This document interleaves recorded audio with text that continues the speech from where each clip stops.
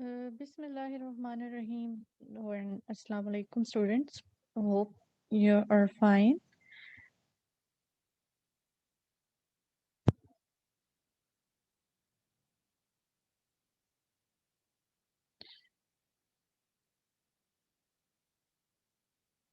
Okay, today's lecture is about stereoisomers or stereochemistry. Before going into the details of stereoisomers, let us first consider what isomers are. Isomers can be defined into two categories. One is with structurally related and other is their properties related. If we go into the details of the structure relations, then we come to know that different compounds that have same molecular formula but different structures are actually associated with isomers. The structures can be different in two ways. हम दो तरीकों से इसको structure को differentiate कर सकते हैं. पहला तरीका हमारे पास है in the form of uh, position or chains or linkages. ठीक है, तो यानी इनका जो स्ट्रक्चरल फॉर्मूला है वो डिफर करेगा. और दूसरी चीज जिसमें ये आ जाते हैं उसमें हम ये देखते हैं कि रिलेटिव पोजीशंस जो हैं एटम्स की इन अ कंपाउंड वो क्या है, वो भी अगर डेविएट की हुई होंगी या चेंज होंगी तो हमारे पास कंपाउंड्स की प्रॉपर्टीज या पे इफेक्ट आएगा. उनकी थर्मोडायनेमिक प्रॉपर्टीज पे भी हो सकता है, उनकी इलेक्ट्रोकेमिकल प्रॉपर्टीज पे भी हो सकता है, उनकी फिजिकल प्रॉपर्टीज पे भी हो सकता है. सो हमारे पास डिफरेंट स्ट्रक्चर्स जो हैं वो दो तरह से आ सकते हैं. दूसरी डेफिनेशन जो हम आइसोमर्स की करते हैं वो ये है कि ये एक दूसरे से फिजिकल या फिजिकल प्रॉपर्टीज के लिहाज से या केमिकल प्रॉपर्टीज के लिहाज से एक दूसरे से डिफरेंट डिफरेंट होंगे दो कंपाउंड्स, हालांकि उनका मोलेकुलर फॉर्मूला सेम होगा.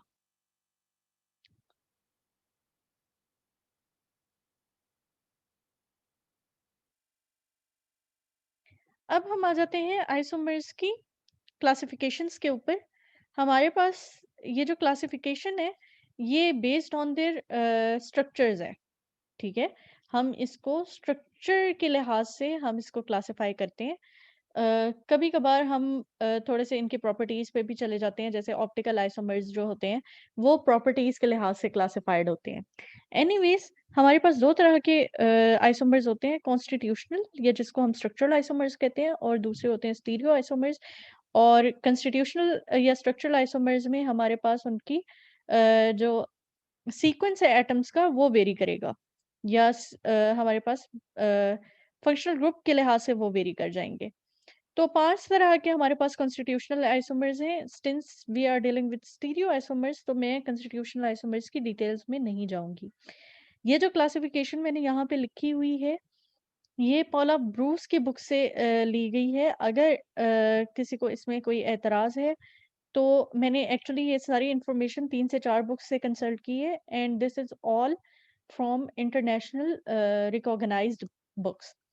ठीक है, अगर किसी को इसमें कोई मसला है तो आप वो किताबें जाके कंसल्ट कर सकते हैं. एक उसमें इलाइल है स्टीरियो केमिस्ट्री, पीएस काल्सी की स्टीरियो केमिस्ट्री है, और पॉला ब्रूस की स्टीरियो केमिस्ट्री है, और तीसरी जो है ऑर्गेनिक केमिस्ट्री है श्मिट की, उसके अंदर स्टीरियो केमिस्ट्री का एक चैप्टर है.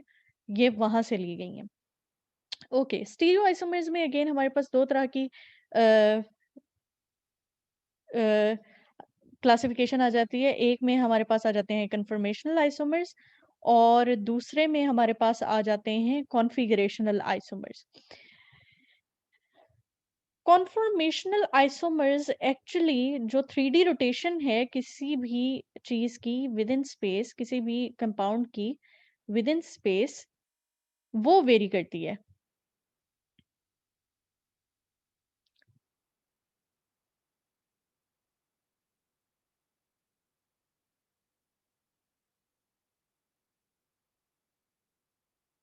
ओके, हमारे पास कन्फर्मेशनल आइसोमर्स हैं वो 3D रोटेशन पे आते हैं.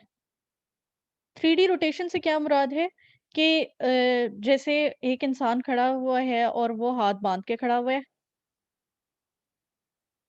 एक कन्फर्मेशन इसकी ये है और दूसरी कन्फर्मेशन ये है कि ये हाथ खोल के खड़ा हुआ है, ठीक है? तो कन्फर्मेशंस का मतलब ये नहीं होता कि हम यहाँ पे रोटेशंस देखते हैं बॉन्ड्स की, लेकिन यहाँ पे 2 कंपाउंड्स एक-दूसरे से सिर्फ़ अ, स्पेस में वो प्रेज़ेंट कैसे हो रहे हैं, सिर्फ़ उसमें डिफ़र करते हैं। इस बात पे नहीं करते कि कनेक्टिविटीज़ डिफ़रेंट होंगी। On the other hand configurational isomers में क्या होगा, हमारे पास कनेक्टिविटी डिफ़रेंट हो जाएगी। जैसे एक आइसोमर ये है और दूसरा आइसोमर मेरे पास ये है, ठीक है? इसकी कनेक्टिविटी ही जो बाज़ू पहले गर्दन के साथ या कंधे के साथ अटैच था, वो अब सर के साथ अटैच हो गया। तो ये इस टाइप की जो आइसोमर्स होते हैं, वो कॉन्फ़िगरेशनल आइसोमर्स देते हैं। कन्फर्मेशनल आइसोमर्स में अगेन हमारे पास 2 चीज़ें आ जाएँगी। एक तो कार्बन-कार्बन बॉन्ड एक्सिस और दूसरा एमीन इनवेरियंस, ठीक है? जबकि कॉन्फ़िगरेशनल आइसोमर्स में हमारे पास आ जाते हैं ज्योमेट्रिक आइसोमर्स। ज्योमेट्रिक आइसोमर्स का मतलब ये है कि जो डिपेंड करते हैं on the geometry of molecules,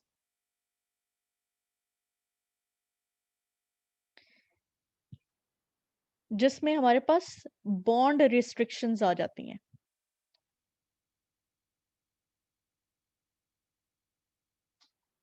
in bond restrictions में हमारे पास डबल बॉन्ड्स हैं, हमारे पास साइक्लिक स्ट्रक्चर्स हैं,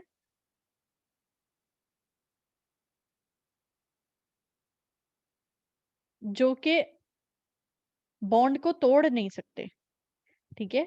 जबकि दूसरी तरफ हमारे पास एसिमेट्रिक सेंटर्स हैं, जिसके अंदर हमारे पास आ जाते हैं एनेंटियोमर्स और डायस्टेरियोमर्स। यानी एसिमेट्रिक सेंटर्स से मुराद ये है कि कार्बन जो है, अगर 2 कार्बन्स एक-दूसरे के साथ अटैच हैं, let me change the colour, okay, 2 carbons अगर एक-दूसरे के साथ अटैच हैं, तो अगर तो इन दोनों के साथ एक ही तरह के ग्रुप्स लगे हुए हैं,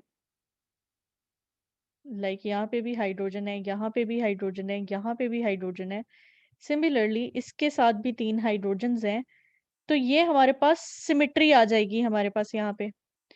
ऑन द अदर हैंड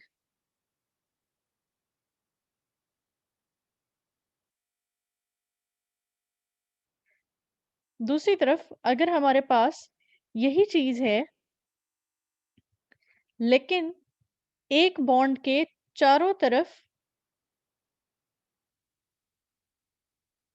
एक तरफ OH है, दूसरी तरफ क्लोरीन है, तीसरी तरफ ब्रोमीन है और चौथी तरफ CH3 है। तो यहाँ पे अगर हम देखें तो यहाँ पे कोई सिमेट्री लाई नहीं कर रही, क्योंकि हमारे पास ये 3 ग्रुप्स जो हैं कार्बन के साथ, ये डिफरेंट हो गए हैं। कोई से भी 2 ग्रुप्स अगर एक जैसे हो गए तो हमारे पास सिमेट्री आ जाएगी किसी न किसी तरह की। अगर तो 2 ग्रुप्स एक जैसे नहीं होते तो हमारे पास एसिमेट्रिक सेंटर्स बनते हैं और एसिमेट्रिक सेंटर्स की बेस पे हमारे पास 2 तरह के आइसोमर्स आते हैं। एक है हमारे पास optical isomers and the second are diastereomers. Optical isomers को हम एनेंटियोमर्स भी कह सकते हैं या non super imposable mirror images भी कह सकते हैं। और तीसरा, इसके अंदर एक और टाइप भी होती है जिसको हम कहते हैं मीज़ोमर्स।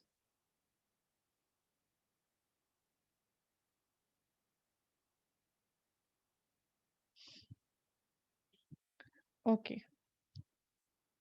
आई होप यहाँ तक आपको क्लासिफिकेशन की समझ आ गई होगी। अब अगर आपको क्लासिफिकेशन के लिहाज से कोई चीज़ आए, कोई क्वेश्चन आए, तो आप उसको मेरे ख्याल से बेहतर तौर पे अटेम्प्ट कर सकते हैं कि कौन सा कॉन्स्टिट्यूशनल है और कौन सा स्टीरियो है, या कौन सा कॉन्फॉर्मेशनल है और कौन सा कॉन्फ़िगरेशनल है। इसकी भी प्रैक्टिस हम आगे जाके करेंगे।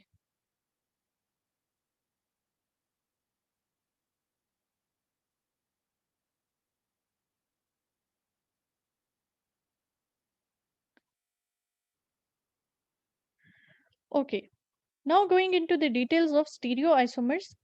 स्टीरियो आइसोमर्स बजाते खुद होते क्या हैं? हमारे पास इनकी कनेक्टिविटी सेम होती है, यानी sequence of connected atom same है। कार्बन के बाद कार्बन आ रहा है, उसके बाद ऑक्सीजन आ रहा है, उसके बाद हाइड्रोजन आ रहा है। ये सीक्वेंस हमारे पास दोनों में सेम होगा। ठीक है। ऑन द अदर हैंड अगर मैं इसी चीज़ को 3D में रिप्रेजेंट करूँ तो शायद मेरे लिए स्टीरियो को समझाना थोड़ा-सा बेहतर हो जाएगा। तो मैं इन दोनों स्ट्रक्चर्स को पर्सपेक्टिव फ़ॉर्मूला के तहत समझाने की कोशिश करती हूँ। Carbon, carbon, oxygen and hydrogen. Similarly carbon, carbon, oxygen and hydrogen. Okay, हमारे पास अच्छा एक चीज़ याद रखिएगा जब भी हम ऐसे मॉलिक्यूल्स ड्रॉ करते हैं, ख़ैर ये चीज़ आप लोगों के लिए इतनी इम्पोर्टेंट नहीं है क्योंकि मॉलिक्यूल्स आप लोगों को मिले हुए होंगे। तो जहाँ भी डायरेक्शन होगी हम जो पर्सपेक्टिव फ़ॉर्मूला है वो उसी तरफ ही ड्रॉ ड्रॉ करेंगे। फॉर इंस्टेंस ये बॉन्ड ऊपर की तरफ जा रहा है, ये बॉन्ड भी ऊपर की तरफ ये बॉन्ड ऊपर की तरफ जा रहा है तो हम इसको इस तरीके से रिप्रेज़ेंट करेंगे। ठीक है? अच्छा, अब अगर मेरे पास इस कार्बन के ऊपर एक तरफ CH3 है, एक तरफ Br है और एक तरफ क्लोरो है और चौथी तरफ मेरे पास हाइड्रॉक्सिल है। इसी तरीके से इस कार्बन के ऊपर मेरे पास इस तरफ CH3 है, Br मेरे पास पहले फ्रंट पे था, अब मेरे पास ये बैक पे चला गया है और क्लोरीन पहले बैक पे था, अब फ्रंट पे आ गया है। तो अब स्पेस में इन दोनों की रिलेटिव पोज़ीशंस एक दूसरे से डिफ़र कर गई हैं। पहले Br फ्रंट पे था, अब उसकी जगह पे क्लोरीन आ गया है फ्रंट पे। या कन्वर्सली स्पीकिंग पहले क्लोरीन फ्रंट पे था और अब उसकी जगह पे स्ट्रक्चर 2 में ब्रोमीन आ गया है। तो इस तरह की जो डिफरेंसेस हैं स्पेशल अरेंजमेंट में वो हमारे पास स्टीरियो आइसोमर्स क्रिएट करते हैं। दूसरी चीज़ जो स्टीरियो आइसोमर्स की एक तो ये चीज़ है कि हम इसको लाइक एसिमेट्रिक सेंटर्स के लिहाज से डिफाइन करें। अगर मैं इसको डबल बॉन्ड के लिहाज से डिफाइन करूं और मेरे पास एक तरफ CH3 है, दूसरी तरफ इस तरफ मेरे पास CH3 है, इस तरफ मेरे पास हाइड्रोजन है and hydrogen is placed over here. एक फॉर्मूला मेरे पास ये है, दूसरा इसका इसकी तरह का ही मेरे पास फॉर्मूला ये है। अब दोनों की कनेक्टिविटी सेम है। कनेक्टिविटी कैसे सेम है कि फर्स्ट कार्बन है, सेकंड कार्बन है, सेकंड और थर्ड कार्बन के दरमियान डबल बॉन्ड है और फोर्थ भी कार्बन है। यहाँ पे भी अगर आप देखें फर्स्ट कार्बन है, सेकंड और थर्ड के दरमियान डबल बॉन्ड है एंड देन फोर्थ पे कार्बन है। तो दोनों की कनेक्टिविटी सेम है, लेकिन कहाँ पे डिफरेंस आ गया कि एक स्ट्रक्चर में ऊपर वाले स्ट्रक्चर में दो CH3 के ग्रुप्स हैं वो एंटी खड़े हुए हैं यानी ऑपोजिट डायरेक्शन में खड़े हुए हैं, जबकि सेकंड केस में CH3 जो है वो एक दूसरे के आमने सामने खड़ा हुआ है।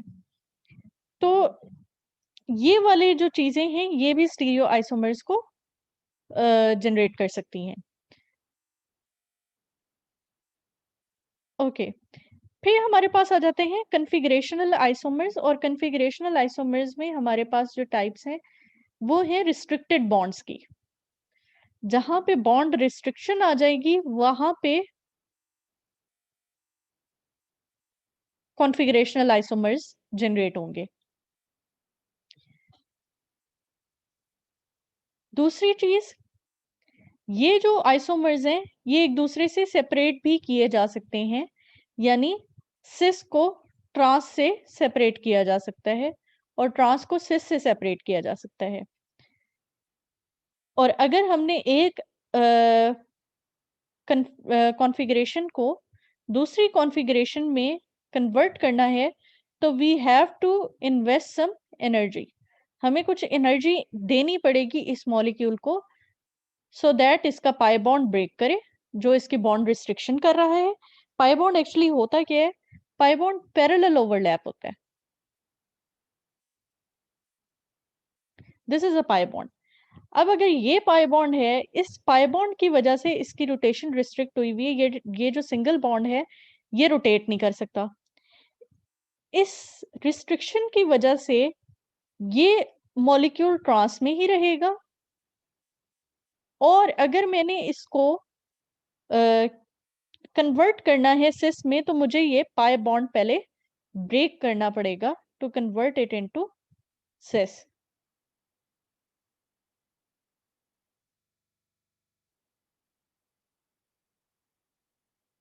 ठीक है, वही चीज यहाँ पे लिखी हुई है कि inter conversion requires breaking of bond. और ये क्यों अराइज होती है? Due to restricted rotations, double bond की वजह से, या फिर ऑन द अदर हैंड अगर मेरे पास कोई साइक्लिक स्ट्रक्चर है तो ऑब्वियसली अगर ये प्रोजेक्ट हो रहा है आउटसाइड द प्लेन और ये भी प्रोजेक्ट हो रहा है आउटसाइड द प्लेन, तो मुझे ये साइक्लिक स्ट्रक्चर को ब्रेक करना पड़ेगा in order to convert it into this format कि एक CH3 अबव द प्लेन हो और दूसरा CH3 बिलो द प्लेन हो। डबल बॉन्ड के केस में हमें पाई बॉन्ड ब्रेक करना पड़ेगा, साइक्लिक के केस में हमें कोई एक सिंगल बॉन्ड ब्रेक करना पड़ेगा।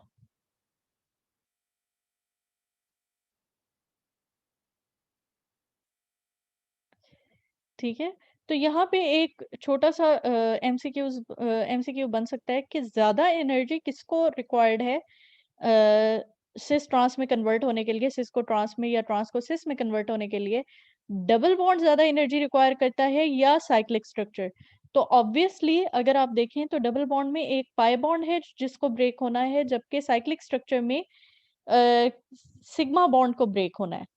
तो सिग्मा बॉन्ड जो है वो ज्यादा स्ट्रॉन्गर है as compare to pi bond, तो सिग्मा बॉन्ड को ब्रेक करने के लिए एनर्जी भी ज्यादा चाहिए।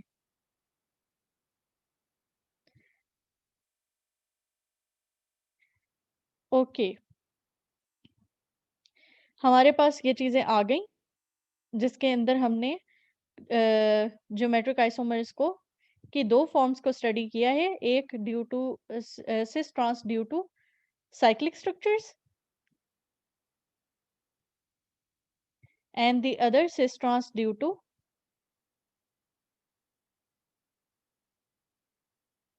Double bond. यहाँ पे ये चीज ओके। अब हमारे पास आ जाती हैं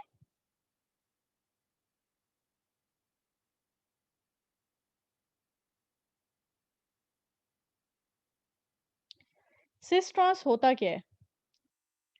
अगर तो दो projections in space same side पे हैं, अगर तो दो प्रोजेक्शंस इन स्पेस जो आउटवर्ड आउटसाइड द प्लेन और इनसाइड द प्लेन की अगर हम बात करें तो दो ग्रुप्स की प्रोजेक्शन सेम साइड पे हैं इन रिस्ट्रिक्टेड रोटेशंस, चाहे वो डबल बॉन्ड हो या चाहे वो साइक्लिक स्ट्रक्चर हो, तब हमारे पास सिस ट्रांस की फॉर्म में बनती है। अगर तो वो सेम साइड पे हो, जैसे इस केस में बोथ आर प्रोजेक्टिंग आउटवर्ड्स, तो हमारे पास सिस बनेगा। ऑन द अदर हैंड अगर दोनों के दोनों जो हैं वो बैक ऑफ द प्लेन होते, तब भी हमारे पास सिस फॉर्म जनरेट होती। ट्रांसफॉर्म हमारे पास तब जनरेट होती है जब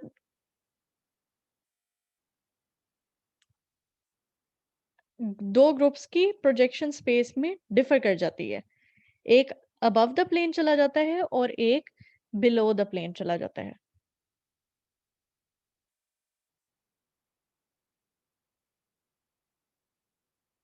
ओके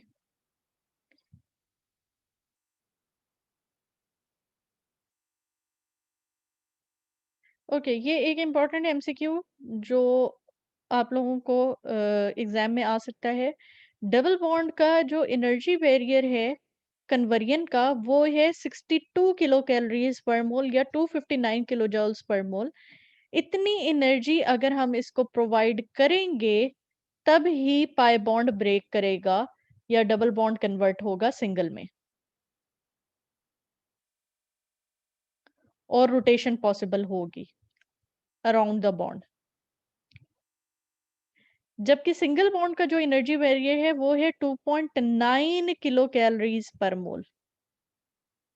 ये है 62 किलो कैलोरीज पर मोल। अगर हम इसको देखें तो दिस इज अप्रोक्सीमेटली 30 टाइम्स मोर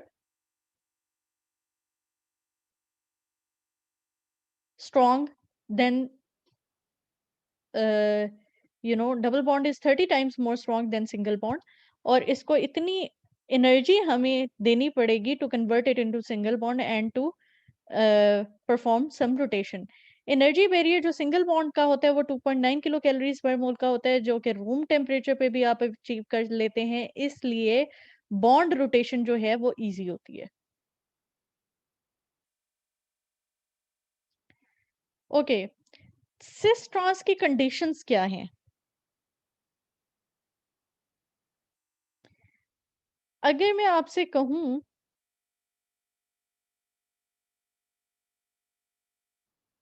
कि क्या ये सिस है और क्या, या क्या ये ट्रांस है, तो यहाँ पे हमारे पास कुछ कंडीशंस हैं जिसमें हम कहेंगे कि हाँ किसी चीज में ज्योमेट्रिक आइसोमेरिज्म पाई जाती है या नहीं। In this case two groups on same carbon of the double bond are same। यहाँ पे सिस ट्रांस पॉसिबल नहीं होगी। Cis trans is not possible. In order for cis trans to be there in a compound, हमारे पास एक carbon के ऊपर जो double bond के साथ अटैच हैं, दोनों groups they should be different. Two carbons joined by double bond should or must have different atoms or groups। पहली चीज। दूसरी चीज जो सिस ट्रांस में होती है, हम कंसिडर करते हैं, लेकिन अगर वो सेटिस्फाई कंडीशन ना भी हो, ये जो पॉइंट नंबर 2 है, it should have to be satisfied in order for the geometric isomerism to take place. ठीक है, in case of double bonds only. ठीक है, जबकि अगर ये पहली वाली कंडीशन ना भी हो, second condition must have to be satisfied. अगर फर्स्ट कंडीशन ना भी हो तो हमारे पास एक और सिस्टम है जिसको हम इजी सिस्टम कहते हैं।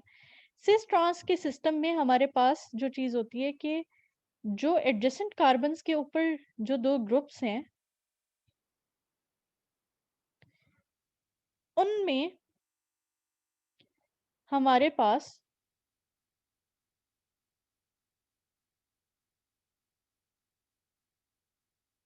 एटलीस्ट दो ग्रुप्स सेम होने चाहिए। यहाँ पे दो हाइड्रोजन सेम है, तो दो हाइड्रोजन ऑपोजिट साइड पे हैं, इसलिए हम इसको ट्रांस कह रहे हैं।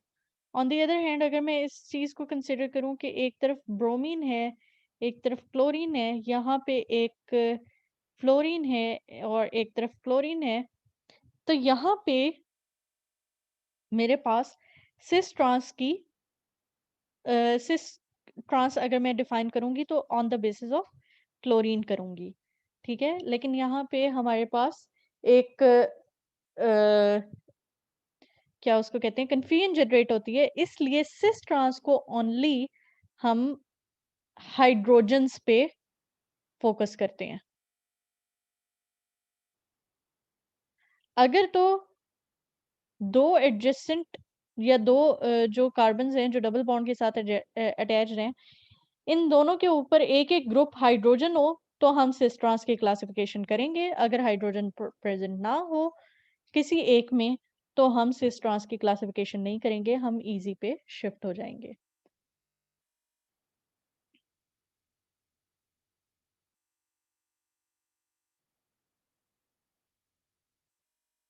ओके, यहाँ पे मेरे पास दो कंपाउंड्स हैं। एक में मेरे पास जो ग्रुप्स हैं, सेम ग्रुप्स, वो सेम कार्बन के ऊपर अटैच्ड हैं, तो कंडीशन 2 यहाँ पे सेटिस्फाइड नहीं है, इसलिए ना तो ये सिस ट्रांस आइसोमेरिज्म देगा, ना ही ये कोई ज्योमेट्रिक आइसोमेरिज्म देगा। ऑन द अदर हैंड ये वाला जो कंपाउंड है, इसके अंदर अगर हम देखें तो चारों ग्रुप्स डिफरेंट है, जबकि हमारी पहली कंडीशन क्या थी, at least two groups on the या at least one atom on adjacent carbons of the double bond should have to be identical, उनको सेम होना चाहिए। तो यहाँ पे चारों के चारों ग्रुप्स डिफरेंट हैं, तो ये हमें सिस ट्रांस की क्लासिफिकेशन नहीं देगा। कंडीशन 2 इसमें सेटिस्फाइड हो रही है, तो ये हमें ज्योमेट्रिक आइसोमेरिज्म देगा।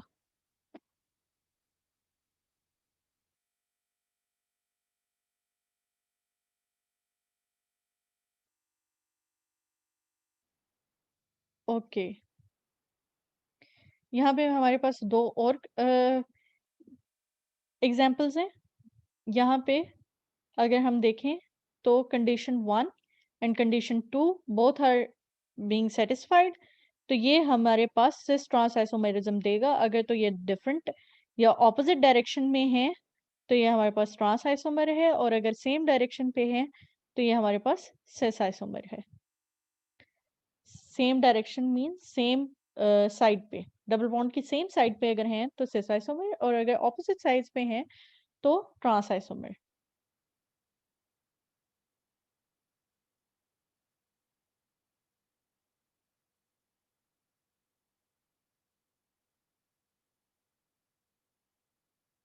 ओके, यहाँ पे हमारे पास कंडीशन 1 क्योंकि सेटिस्फाइड हो रही है, cis on the basis of hydrogen, हम इसको सिस कहते हैं हाइड्रोजन की बेसिस पे।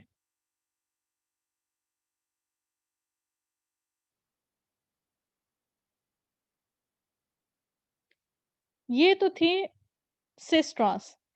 अब अगर तो चारों ग्रुप्स डिफरेंट हो तो हमारे पास एक और सिस्टम आता है जिसको हम कहते हैं इजी सिस्टम। ये इजी सिस्टम जो है ये बेसिकली सीआईपी रूल्स के मुताबिक जनरेटेड है। ये तीन साइंटिस्ट थे, खान, इनगोल्ड, प्रीलॉग्स, और इन्होंने जो है एक सिस्टम डिवाइस किया था टू नेम कंपाउंड्स या for the naming of different compounds. ठीक है, जो केमिकली या फिजिकल प्रॉपर्टीज के लिहाज से एक दूसरे से डिफरेंट ग्रुप्स होते हैं, डिफरेंट कंपाउंड्स होते हैं, इन साइंटिस्ट ने उनकी नेमिंग के लिए एक सिस्टम मुतारिफ कराया था। इसकी ज़रूरत क्यों पड़ी थी? वो इसलिए कि अगर हम इसी को ही कंसिडर करें और OH इधर कर दें और यहाँ पे CH3 इस तरफ कर दें, बाकी दोनों ग्रुप्स एज इट इज़ ही रहने दें, तो हमारे पास दोनों का मोलेकुलर फॉर्मूला सेम बनता है और दोनों की नेमिंग्स भी तकरीबन तकरीबन सेम बनती है। This is carbon number 1, okay no, this is carbon number 1, this is carbon 2, 3।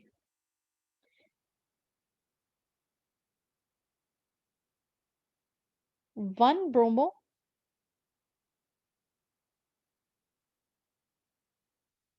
1 chloro,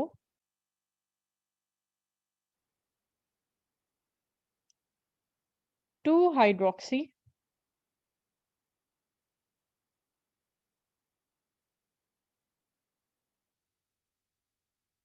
1 propene.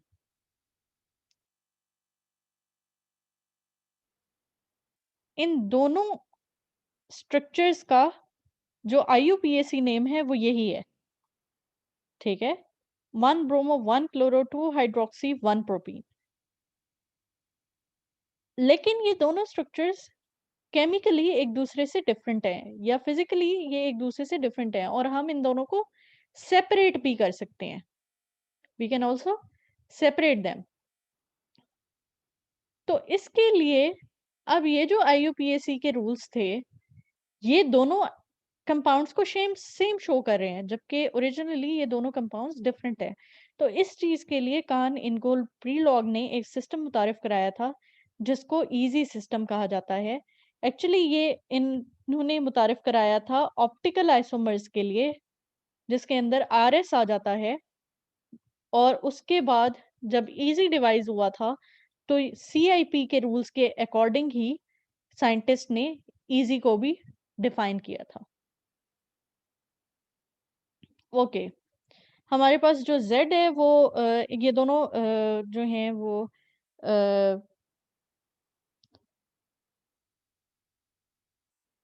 क्या उसको कहना चाहिए, ओरिजिनेट करते हैं जर्मन लैंग्वेज से।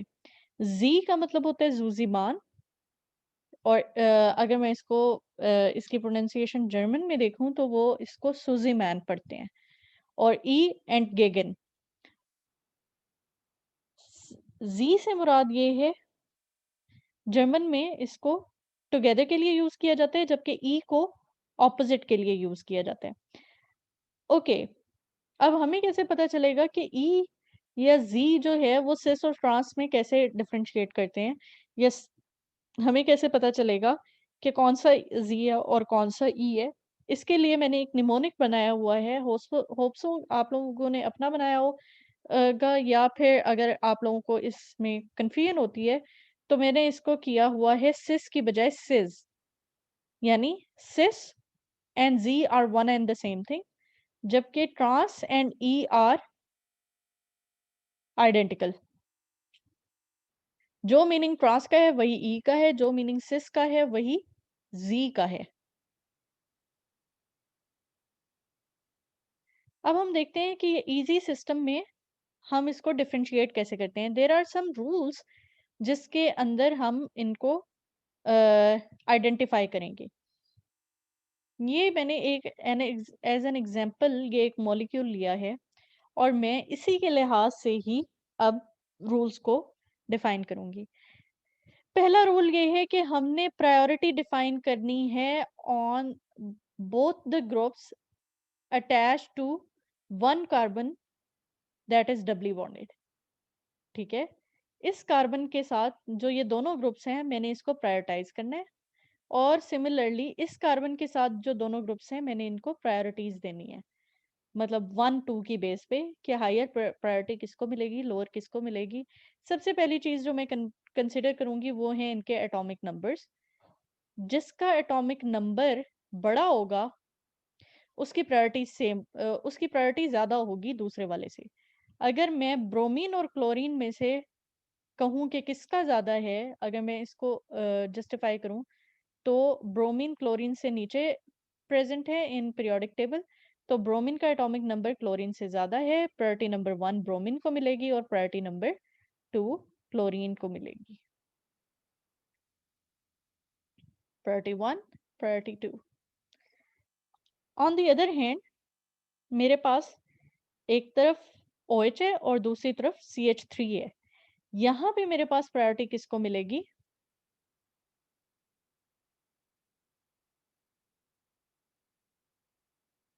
एक तरफ मेरे पास CH3 है और एक तरफ OH है। तो सबसे पहले तो मैंने ये कंसिडर करना है जो डायरेक्टली अटैच्ड एटम है डबली बॉन्डेड कार्बन के साथ, सबसे पहले मैं उसको देखूंगी। डायरेक्टली अटैच्ड जो हैं वो मीथेन में से C बन रहा है और हाइड्रोक्सी में से O बन रहा है। अब मैं इन दोनों के अगर एटॉमिक नंबर्स देखूं तो ऑक्सीजन का 8 है जबकि कार्बन का 6 है। तो ऑक्सीजन का एटॉमिक नंबर ज्यादा है, प्रायोरिटी 1 ऑक्सीजन को मिलेगी और प्रायोरिटी 2 मिथाइल को मिलेगी। अब हमने देखना है कि on either sides of double bond हमारे पास प्रायोरिटी 1 सेम साइड पे लाई कर रही है या ऑपोजिट साइड पे लाई कर रही है। तो यहाँ पे अगर हम देखें तो प्रायोरिटी 1 हाइड्रोक्सी है, और दूसरी तरफ अगर हम देखें तो प्रायोरिटी 1 ब्रोमीन है और ये सेम साइड पे लाई कर रही हैं। तो I will say that this compound is Z. ठीक है, ये कंपाउंड जी को शो कर रहा है। ये तो बहुत इजी वाला वो था जिसको अभी हम लोगों ने डिस्कस किया है।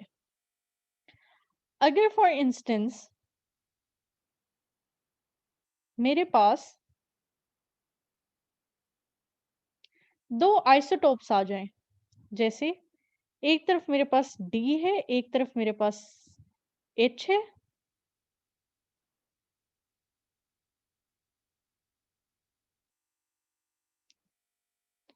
और यहाँ पे मेरे पास क्लोरीन है और यहाँ पे ब्रोमीन है। इनमें तो ईज़ी है एटॉमिक नंबर की बेसिस पे, ये ब्रोमीन को प्रायोरिटी 1 दे दी, क्लोरीन को priority 2 they the. On the other hand hydrogen और ड्यूटेरियम में से मुझे किसको प्रायोरिटी 1 देनी है, तो मैं ये देखूँगी एटॉमिक मास किसका ज़्यादा है, जिसका एटॉमिक मास ज़्यादा होगा मुझे उसको प्रायोरिटी 1 देनी है। यहाँ पे ड्यूटेरियम का मास ज़्यादा है, I will give the priority number 1 to deuterium and priority 2 to hydrogen. Now in this case, I can see that priority 1 is lying opposite to one another. ठीक है, यहाँ पे ये प्रायोरिटी 1 जो है वो नीचे वाली साइड पे, यहाँ पे प्रायोरिटी 1 ऊपर वाली साइड पे है। तो मेरे पास ये जो स्ट्रक्चर बना है, ये ई स्ट्रक्चर है।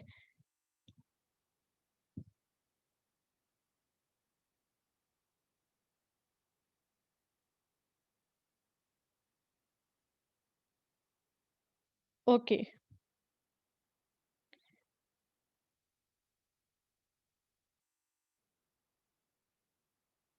अब मेरे पास एक और तरह की एग्जांपल आती है कि फॉर इंस्टेंस मेरे पास जो डायरेक्टली अटैच्ड कार्बन्स हैं, दे आर ऑल सेम। यहाँ पे मेरे पास CH3 है, ये C2H5 है, यहाँ पे मेरे पास C4H9 है और यहाँ पे मेरे पास C3H7 है। ओके, तो यहाँ पे डायरेक्टली तो सबके साथ कार्बन्स हैं। अब मैं प्रायोरिटी कैसे दूं? तो मैं पॉइंट ऑफ डिफरेंस देखूंगी। अगेन मैं कंपैरिजन कर रही हूँ इस ग्रुप का इस ग्रुप के साथ, मिथाइल का C2H5 के साथ करूंगी। क्यों? क्योंकि ये दोनों एक ही कार्बन के साथ अटैच्ड हैं। अगर मैं CH3 को देखूं तो ये फर्दर अटैच है 3 हाइड्रोजन्स के साथ।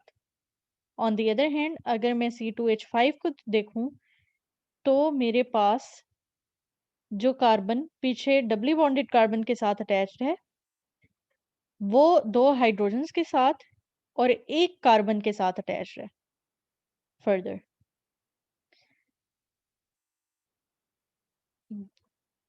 यहाँ तक दोनों जो ग्रुप्स हैं वो सेम है। पॉइंट ऑफ डिफरेंस कहाँ पे लाई कर है? यहाँ पे हाइड्रोजन है और यहाँ पे कार्बन है। तो ऑब्वियसली जहाँ कार्बन का एटॉमिक नंबर ज़्यादा है हाइड्रोजन से, तो C2H5 की प्रायोरिटी ज़्यादा होगी CH3 से। इसका मतलब क्या है कि मेरे पास यहाँ पे ये वही कंपाउंड है जो मैंने यहाँ पे ड्रॉ किया है।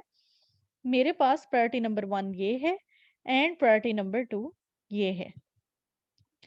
Now if we talk about the left hand side of the double bond, यहाँ पे मेरे पास 2 ग्रुप्स हैं C3H7 और C4H9।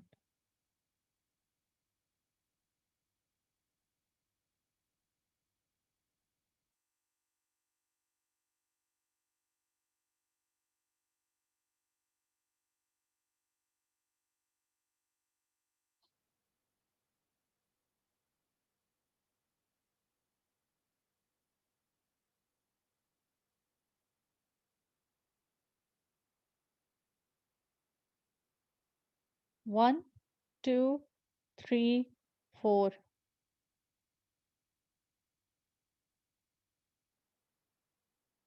जबकि यहाँ पे मेरे पास है 1 2 3। ये भी फर्दर डबली बॉन्डेड कार्बन के साथ अटैच है और ये भी फर्दर डबली बॉन्डेड कार्बन के साथ अटैच है। ये जो बॉन्ड्स मैं शो कर रही हूँ they are representing hydrogens. Okay, हमारे पास डायरेक्टली अटैच कार्बन है, यहाँ पे भी कार्बन है, इस कार्बन के साथ अगेन कार्बन है, इसके साथ अगेन कार्बन है, अगेन इसके साथ कार्बन है, अगेन इसके साथ कार्बन है और बाकी जो इनके ग्रुप्स हैं वो दो दो हाइड्रोजन्स ही हैं। तो यानी मेरे पास चेन्स जो हैं वो इन 3 कार्बन्स तक सेम है। जबकि यहाँ एक हाइड्रोजन है और फर्दर इसके साथ एक कार्बन अटैच्ड है। तो हमारे पास ब्यूटेन की या ब्यूटाइल ग्रुप की प्रायोरिटी ज़्यादा होगी प्रोपाइल ग्रुप के साथ के हिसाब से। तो प्रायोरिटी 1 जो है वो ब्यूटेन को मिलेगी और प्रायोरिटी 2 जो है वो प्रोपाइल ग्रुप को मिलेगी। Again both the priority ones are on the opposite sides, तो ये हमारे पास ई सिस्टम जनरेट होगा। ओके, अगर तो नॉर्मल चेन है, यहाँ से मैं कंक्लूड कैसे कर सकती हूँ कि अगर नॉर्मल चेन है तो जितने ज़्यादा कार्बन एटम्स होंगे एक ग्रुप में, उसकी प्रायोरिटी उतनी ज़्यादा होगी। एक के अंदर 2 कार्बन्स हैं, एक के अंदर 3 कार्बन्स हैं, तो 3 वाले की प्रायोरिटी ज़्यादा होगी, नॉर्मल चेन में, ठीक है? अगर तो चेन सब्स्टिट्यूटेड आ जाती है, तो फिर फॉर इंस्टेंस मेरे पास एक ब्यूटेन ये है, जो फर्दर डबली बॉन्डेड कार्बन के साथ अटैच है, जबकि दूसरी तरफ मेरे पास एक सिंपल पेंटेन है। तो उस केस में मेरे पास ब्रांच्ड चेन की प्रायोरिटी ज़्यादा होगी। 2, 3, 4 and this 5. 1, 2, 3, 4, 5, 6, 7, 8, 9, 10. अच्छा, अब यहाँ पे अगर मैं देखूँ तो ये डबली बॉन्डेड कार्बन है, ये भी डबली बॉन्डेड कार्बन है, इसके साथ एक कार्बन है, इसके साथ एक कार्बन है। यहाँ पे 2 हाइड्रोजन्स हैं जबकि यहाँ पे 2 कार्बन्स हैं, ठीक है? तो कार्बन की एटॉमिक नंबर ज़्यादा है as compare to attached hydrogen. Further ये एक कार्बन के साथ अटैच है, ये भी एक कार्बन के साथ अटैच है, तो फर्स्ट पॉइंट ऑफ डिफरेंस यहाँ पे लाई कर रहा है। हम चेन पे आगे नहीं जाएँगे, जहाँ पे हमें फर्स्ट पॉइंट ऑफ डिफरेंस मिल जाएगा, हम वहीं तक रहेंगे। इसका मतलब क्या है कि ब्रांच्ड चेन की प्रायोरिटी जो है, वो नॉर्मल चेन से ज़्यादा होती है, ठीक है?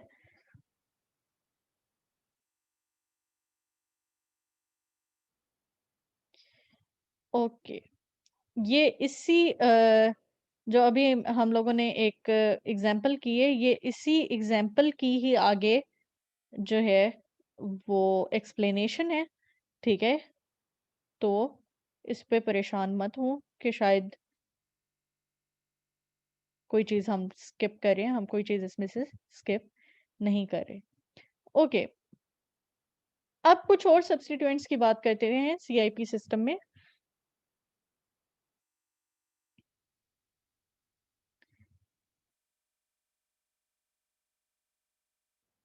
और वो सब्स्टिट्यूएंट्स क्या हैं जो एक दूसरे से सिमिलर दिखते हैं।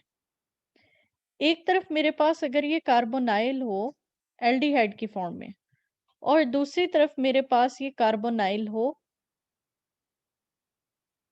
कार्बोक्सिलिक एसिड की फॉर्म में, तो सीआईपी सिस्टम में काहन इनगोल्ड प्रीलॉ कहते हैं, वो ये कहता है कि consider every double bond as a single bond attached to the same atom. इसका मतलब क्या है कि अगर मैं इसी को यहाँ पे ड्रॉ करूँ, तो ये कार्बन ऑक्सीजन के साथ इसका एक सिंगल बॉन्ड और consider this double bond as a single bond और इसमें जितने बॉन्ड्स हैं मैंने उतने ही बॉन्ड्स उसी एटम के साथ दोबारा शो करने हैं। 2 हैं तो मैंने 2 शो करने हैं, अगर 3 हुए तो मैंने इसको 3 शो करने हैं। अगेन कार्बन ऑक्सीजन के साथ अगर बॉन्ड कर रहा है तो ऑक्सीजन भी 2 बॉन्ड्स बना रहा है कार्बन के साथ। तो ऊपर वाला ऑक्सीजन भी एक कार्बन ये शो हो गया, एक कार्बन ये, नीचे वाले ऑक्सीजन का भी एक कार्बन ऊपर शो हुआ है और एक कार्बन ये। और इसके साथ एक हाइड्रोजन है, तो इसके साथ एक हाइड्रोजन है।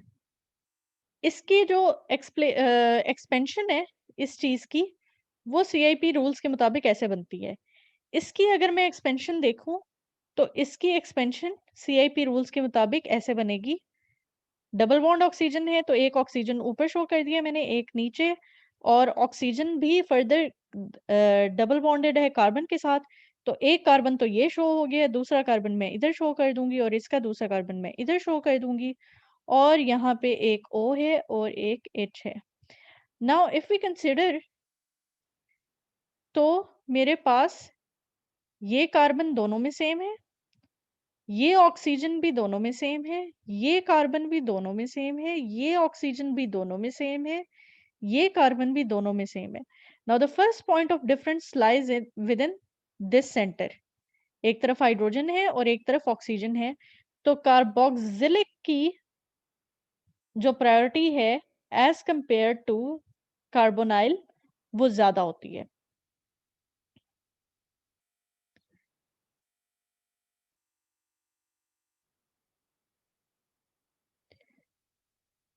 ठीक हो गया।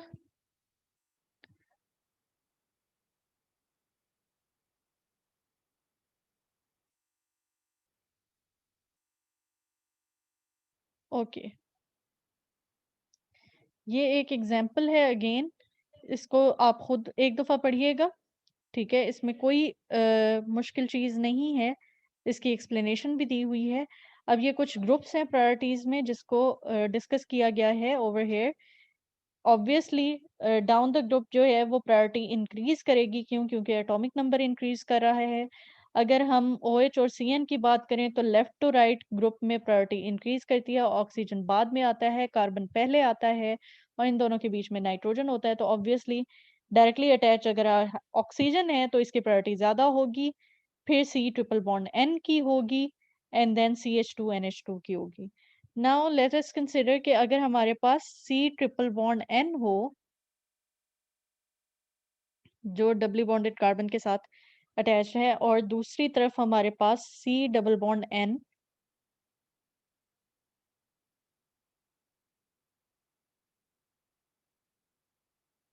H हो, C double bond N H हो, तो इन दोनों केसेस में हमारे पास, अगर मैं एक्सपेंशन करूं इस वाले की, तो मेरे पास वो क्या बनेगी? ये कार्बन 3 दफा नाइट्रोजन से अटैच है, और नाइट्रोजन भी 3 टाइम्स कार्बन से अटैच है, तो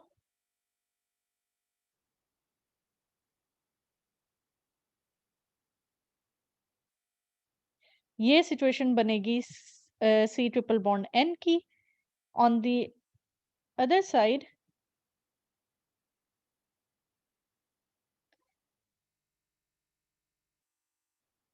ये इसका कैसे बनेगा? कार्बन डबली बॉन्डेड है नाइट्रोजन के साथ, तो एक नाइट्रोजन इस तरफ आ जाएगा, एक नाइट्रोजन इस तरफ आ जाएगा, और इसके साथ एक हाइड्रोजन भी होगा। वो मैंने शो नहीं किया क्योंकि स्केलेटल फॉर्मूला में जनरली हम लोग हाइड्रोजन नहीं शो करते। Okay, every nitrogen it is connected to 2 carbons, ठीक है? अब जरा इसकी प्रायोरिटीज देखते हैं। ये कार्बन सेम है, ये नाइट्रोजन सेम है, इसके साथ एक कार्बन लगा हुआ है, इसके साथ एक कार्बन लगा हुआ है, ये नाइट्रोजन और ये नाइट्रोजन भी सेम है, इसके साथ एक कार्बन लगा हुआ है, इसके साथ एक कार्बन लगा हुआ है।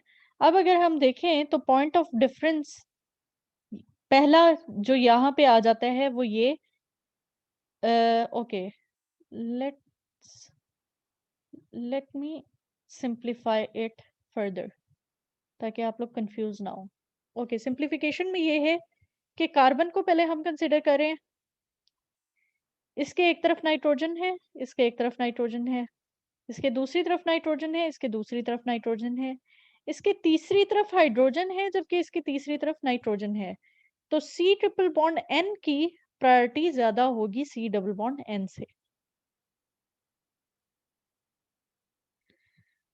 बाकी ये प्रायोरिटीज जो हैं वो आप लोग कर सकते हैं खुद ही। आज का लेक्चर यहीं पे ही मेरे ख्याल से ख़त्म करते हैं।